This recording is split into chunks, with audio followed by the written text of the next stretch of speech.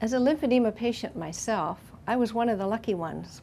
I was diagnosed with cancer my last week of massage school, and right away I learned about manual lymph drainage. So even though I have mild lymphedema, I know how to fix it. That's why I continue to teach patient self-care. But what I learned as a therapist, there are a lot of patients who, once they finished their treatment, they were going to have to continue on at home and they were going to have to bandage. What I learned right away as a therapist was I had to teach the patient everything that I knew. I had to explain to them in detail what I was doing and why so they could take over themselves. The manual lymph drainage wasn't a problem, but where we got into problems and their greatest concern was what are they going to do when they get home, they have night swelling, and they have to bandage. So teaching them how to bandage, I tried to come up with a system that I thought that they could do or that they would do, but it was still a bigger problem for some of them than they were willing to take on. So, but what I want to do, I want to show you basic lymphedema bandaging for the arm, and so that you will understand, if you've never seen it before, or if you have loved ones who are dealing with this, you'll know what they're having to go through. So I'm going to start with what we call a TG liner. And this is just to protect the skin. And I've cut a little hole in it for my thumb. And you'll see it's a little longer than my arm, but you'll see why. I do that later. So I put that on first. And then, I know this doesn't make sense right now, but it will. I'm going to turn it back for now, because the next thing I'm going to do is I'm going to wrap the fingers. And getting these started when you're doing it by yourself can be a bit of a challenge. So I just put it here, I just catch it with my thumb just to get it started. And I come down and I come around the wrist, just once, easily, not tight. Now I come up and I cross over to on the back of my hand, and I'm going to do the little finger. And I'm going to wrap it about 3 times. And you'll notice that I'm using a 1-inch wide gauze bandage. Sometimes I use 2, but it seemed like I always ended up turning it over, which seemed like more trouble than it's worth. So now what I'm going to do, I'm going to come down, I'm going to come down, and I'm going to go around the wrist again. Now you can see, whereas I keep coming down over the wrist, that's going to start piling up. And the last thing that I don't want any constriction here at the wrist. Not only that, you see the veins are coming right close. This is an endangerment area. So what I want to do right away, and I can use several rolls of padding, or I can use foam. And it's a little tricky here because you got to catch it. So I'm going to come down. For right now, I'm just going to hold that here, and I'm going to come back down, and I'm going to tuck this under here.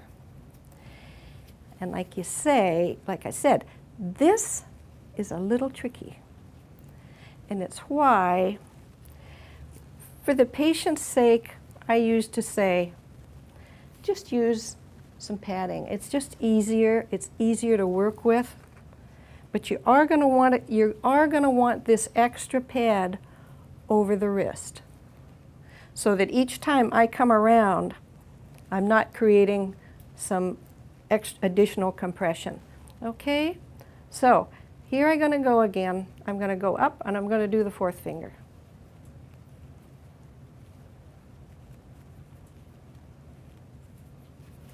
Uh-oh. Well, that's just part of the deal. So I'm going to come down. I'm going to come around the wrist. I'm going to come back. And you'll notice that each time I come over, I'm just going over the top of the back of my hand, never the palm. So it's going to be a little harder since I dropped the bandage, but that's okay. Now, I'm not putting a lot of compression on these fingers. What I'm doing here is I'm just putting just enough outside compression that when I put compression on the upper arm, I won't get backflow in the fingers. Okay? So I'm not going to quite have enough to finish this finger, but so I'm going to start again. I'm going to hold it here.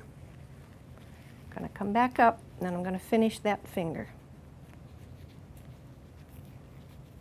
We'll see if I can get through this one without dropping it.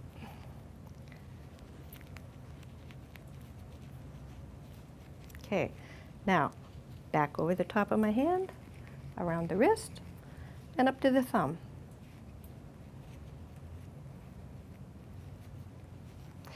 And remember too, these bandages have to be washed frequently, and that is a challenge.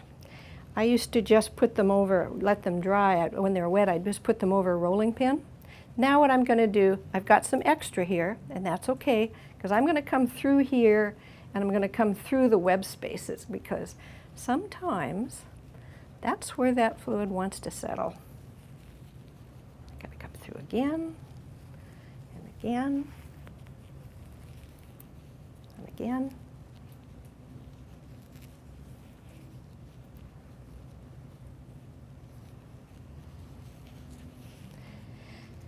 Now I can tape this down, and maybe I should, or sometimes I can just tuck it under on this gauze wrap, but I'll put some tape on it. Okay, now I'm going to pull this down. Now you'll see why I pulled it back. Put my thumb in there. And now I'm ready for, and see my palm? And all of the, okay. So now I'm ready for the padding. This is called Artiflex, and there are other kinds of padding, but it's just really, you're just going to prevent extra pressure, or you're just going to make it more comfortable, because these short stretch bandages we use, they are not terribly comfortable until you put this underneath. So I'm just going to start wrapping this around, because I'm just creating padding.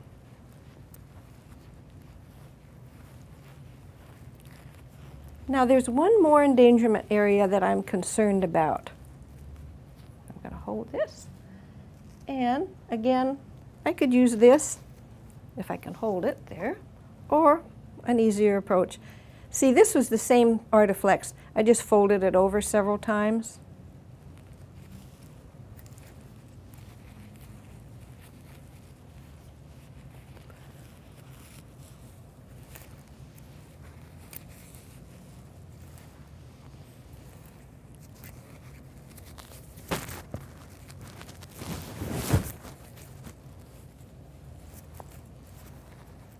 Now, I still have another roll, and I'm gonna come through here again. Nope, I'm gonna do it this way.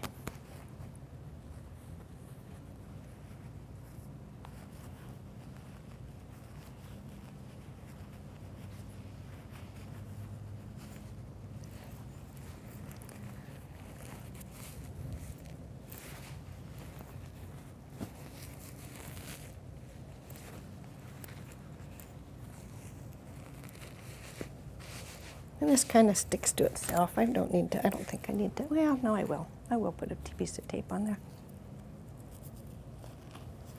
Okay. Now what you might find interesting, or maybe depressing if you're trying to do this yourself, is now I'm ready for the real bandage. And these are short stretch bandages that come from Europe. They're very different. They may look like an ace wrap, but they're entirely different. We call them short stretch because they'll only stretch just a very little way, and then it stops. Whereas in ace wrap, you could just keep pulling on it. The difference is that this is what we call short stretch because it has a short stretch. But the reason it's so effective for lymphedema is that it has what we call a high working pressure and a low resting pressure, because we don't want this to keep getting tighter and tighter, particularly if we're wearing this while we're sleeping. So I started with my thumb, I caught it with my thumb, and now I'm just wrapping. Now I'm using a 4 centimeter here because I have a very small hand and I want something that fits in this spot. For larger people or larger patients, you might want to start with a 6. Now, I'm crossing over the back of the hand. Now remember always, as you're bandaging, you're creating a gradient pressure. That's critical for lymphedema because we want to force that fluid up the limb. We don't want it to go backwards into the fingers, which is what it will do if you do nothing. And so I've got several layers here on my hand, and that's fine. That's what we want.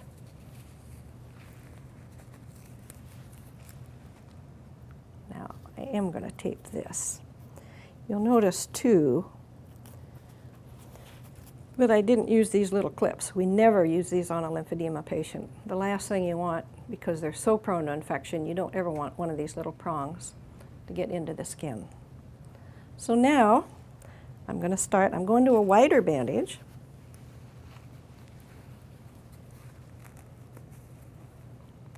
Starting's always kind of a challenge. But now I'm just going to start wrapping up, going up my arm. I'm leaving about 1/3 to 1/2 of the bandage exposed. And I'm just coming up my arm like a barber pole. Now, right here is the crease in my elbow. And I don't want my bandage to end there.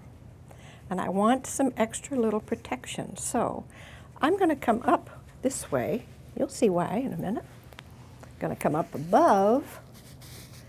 And then I'm going to go around once, lightly, and I'm going to cross back down. So what I've done, I've created this X as extra protection.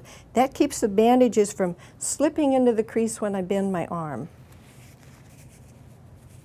And now I'm going to go on up.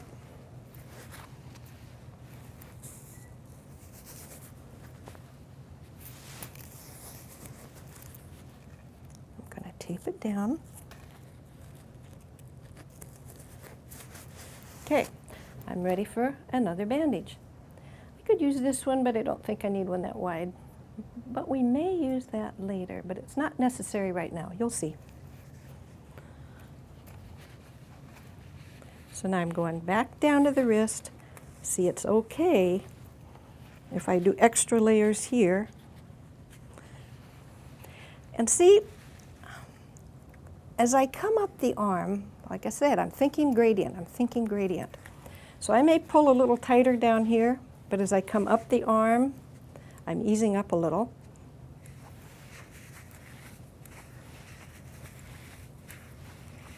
And I don't have to make that cross here because I've already created this little protection spot.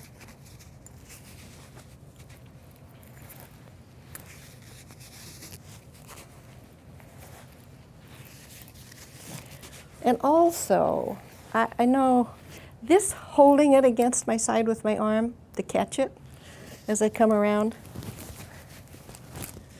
is very helpful. See, I'm coming under here, catching it, and I'm catching it again. Now, I've got a little extra. It's okay, because I've got several layers down here. And now I'm not going to pull this tight. I don't want, absolutely the worst thing that can happen is that it's tighter at the top than it is down at the bottom.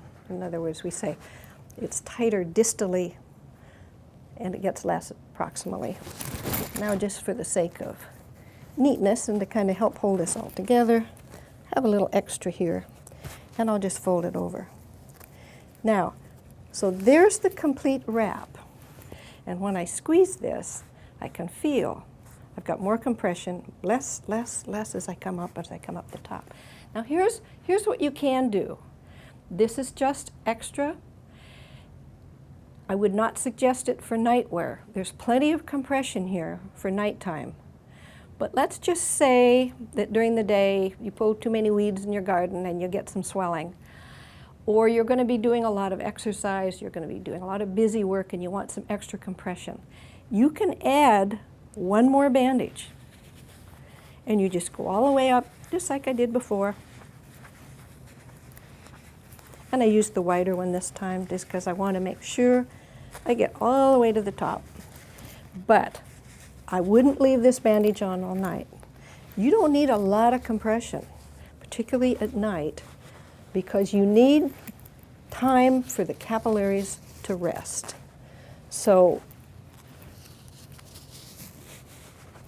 but if you're working, and when I said these bandages have a high working pressure, that means when I'm bending my arm, the muscle's pushing up against that bandage. The bandage is not giving.